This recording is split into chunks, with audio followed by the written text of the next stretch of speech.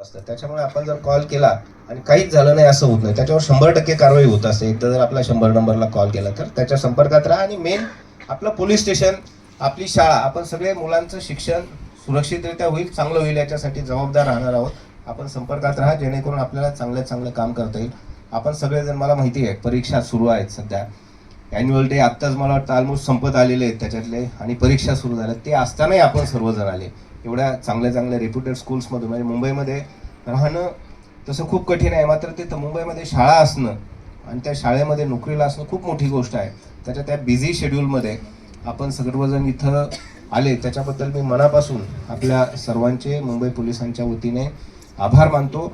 आणि आजच्या या वर्कशॉपनंतर अशी अपेक्षा करतो की जिथं कुठं चुकीचं दिसेल ते तुम्ही प्रोॲक्टिव्हली आम्हाला सांगाल, आणि आम्ही सुद्धा तितक्याच प्रोॲक्टिव्हली आणि तितक्याच इफेक्टिव्हली त्याला रिस्पॉन्ड करून जास्तीत जास्त सुरक्षित वातावरण मुलांसाठी तयार करू. एवढं बोलतो आणि मी थांबतो. धन्यवाद. जय हिंद.